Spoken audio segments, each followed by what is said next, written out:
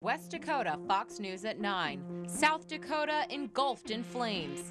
Plus, a bridge over troubled water. How one group is trying to save a Bisman landmark. But first, nixing net neutrality. How you use the internet could change drastically and cost you. This is West Dakota Fox News at 9 with Molly Martinez and meteorologist Henry Blakes. Your first news of the night starts right now on West Dakota Fox News at 9. Good evening, I'm Molly Martinez. There could be some major changes and charges with how you use the internet. The FCC voting to scrap the Obama-era regulations that guaranteed equal access for all. Fox News correspondent James Rosen breaks down how today's decision will impact you. The chair votes aye. The item is adopted with net neutrality is no more. The FCC voting to scrap the Obama-era regulation designed to ensure equal access to the internet, replacing it with a system that allows broadband providers to slow down the user interface for apps put out by rival firms or even block them altogether. Critics say it's a slippery slope that could allow ISPs to charge more for internet access and effectively censor the internet. I am among the millions outraged. Outraged because the FCC pulls its own teeth, abdicating responsibility to protect the nation's broadband consumers. But FCC Chairman Ajit Pai claims the change is necessary because, he says, net neutrality rules constrain online investment and prevent companies from innovating. It is not the job of the government to be in the business of picking winners and losers in the internet economy. We should have a level playing field. The new rules are supported by the White House, but opposed by companies like Netflix, Amazon, and other content providers who claim customers may have to pay more to keep their services streaming. Congressional Democrats also strongly criticizing the FCC, vowing to keep the issue alive through next year's midterm elections. Young people know what this means. This is about democracy on the internet. We bring this issue into the 2018 congressional races across this country. Make people be accountable. Today's vote is far from the last word. The fight now moves to the courts, where pro-net neutrality groups say they'll challenge the FCC's decision. In Washington, James Rosen, Fox News. According to the bipartisan research group OpenSecrets.org, our North Dakota lawmakers are getting some serious campaign cash for companies who stand to directly benefit from a privatized internet. We're talking about Comcast, Verizon, and AT&T. Earlier this year, Representative Kevin Cramer received $55,000 from those companies and voted yes to privatizing the internet. Senator Hoeven got $50,000, also voted yes, and Senator Heidi Heitkamp with the most, $65,000. Despite the campaign contributions, Heitkamp voted to keep the internet free and equal for all. Today, she says she plans on fighting today's ruling. Equal access to the internet now has been rolled back. This is the wrong direction. It is the wrong direction for our country, and it's the wrong direction for rural America. Senator Heitkamp adds that a select few shouldn't be able to police how we access websites. Representative Kevin Cramer is also weighing in, saying in a statement, "This has gone on long enough. It's time for Republicans and Democrats to enact permanent net neutrality legislation in Congress. Contrary to what the left is saying, the world is not going to end, and your access to the internet was never in danger." What is in danger? Your internet speed, and some services you use for free now could come with a price tag.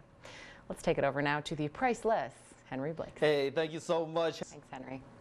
New details tonight in a major Morton County pot bust. Police say 29-year-old Jacob Todd was stopped by a sheriff deputy yesterday for speeding on I-94. During the stop, the officer discovered 30 pounds of marijuana worth an estimated $30,000. Todd told officers he was traveling to Minneapolis. 3 people from Napoleon are facing charges stemming from possession of meth and marijuana tonight. Police executed a search warrant at a home on 3rd Street East. They arrested Kelly Andrews, Sherry Wallner, and Juan Sanchez. And a deputy U.S. Marshal is appealing his sentence. Michael Riviera was found guilty of recording video of women inside a dressing room. He was sentenced to 3 years in June. Now his attorneys are arguing that the punishment is too harsh. More controversy tonight for a Ward County Sheriff's deputy who's at odds with the county. Today, he's engaged in a heated battle back and forth with county leaders. Deputy Timothy Poston told the county's personnel committee that Sheriff Bob Barnard unfairly put him on unpaid leave and then requested he get paid back. If you remember, Potson had lodged a complaint against Barnard as well as the county state's attorney. Potson says a medication he is taking may have impacted the sheriff's decision. Attorney General Wayne Stenjum is giving his 2 cents on gun rights. He says in his legal opinion, gun owners may keep a loaded gun in their car as long as they have the proper identification. That means that if they get pulled over, they can prove that they legally are allowed to have that gun. Stenjum says a valid driver's license is, quote, the equivalent of a valid concealed weapons license under North Dakota's new constitutional carry law, which took effect in August. In state news, $4 million cut to NDSU extension services means some counties may have to do without the expertise they've long depended on. Daniela Hurtado is in Dickinson, where people are worried about how this will affect them. Well, it could be the end of the line for the BNSF bridge connecting Bismarck and Mandan. BNSF says the 140-year-old structure needs to be torn down. Officials with the railway came up with 3 alternatives for the bridge, saying the best option is to put up a new structure and tear the old one down.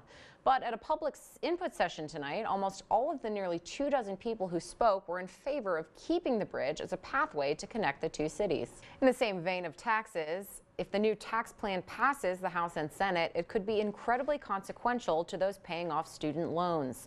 A new study shows nearly 5 million Americans are defaulting on that debt. A borrower is in default if they haven't made a loan payment in at least a year. The government says 5 million is double the number from the last 4 years. The news comes despite the strong job market and steady growing economy. Some analysis say the rising number of student loan default is a warning sign of an economic bubble that is about to burst.